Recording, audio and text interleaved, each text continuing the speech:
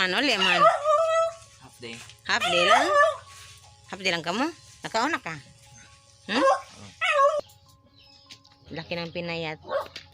Lumilitaw ang mga buto-buto. So, maayong hapon.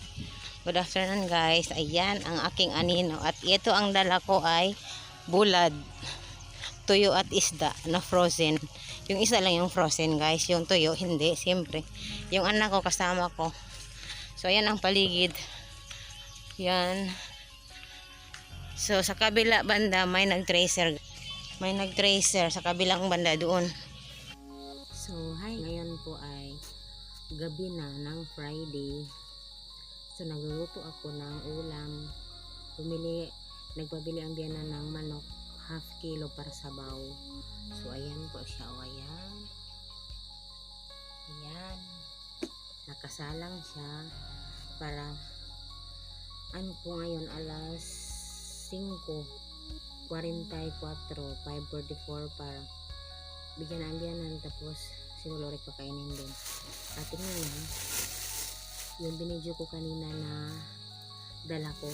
Galing po ako sa trabaho kaya naglaba ako ng mga trapo at medyo may konting gawain lang, yun lang, konti lang.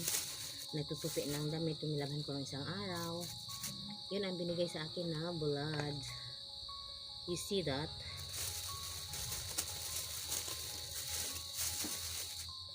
Ayan ang laki-laki. Ayan guys, marami po yan. Andyan pa oh. Ayan pa.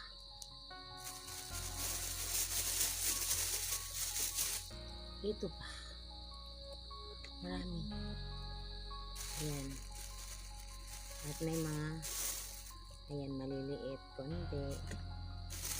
So yan ang binigay sa amin ng bulad. So ayan, kita nyo ba yan? Kasing laki ng mukha ko.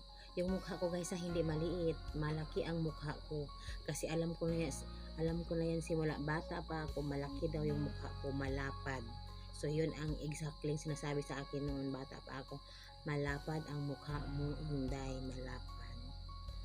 So ayan, diba? Yun. So, ayan. Diba? At may isda din. Ayan. Yung isda ay frozen. Frozen siya. Sobra 1 kilo siya. Ayan. So, lagay ko na ito sa cellophane. So, alam nyo, ang suot ko ay ito. Galing po ito kay Sis Cordapia Rose ng US. Yung nag-package sa akin last December. So, ito ang sinuot ko kasi yung pawis ako ng pawis at nanghihina po ang aking mga paa. Basta sobrang pawis ko, basta sobrang pawis ko talaga at sobrang maglalakad ako malayo. Ma-feel ko talaga nga mababa ang potassium ko dahil nanghihina po talaga yung paa ko.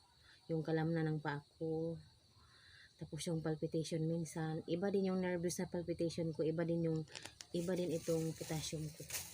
So ayun, ilagay ko ito sa cellophane ulit para kita ko lang guys, may nagbigay sa akin ng bulad. So ayan, thank you.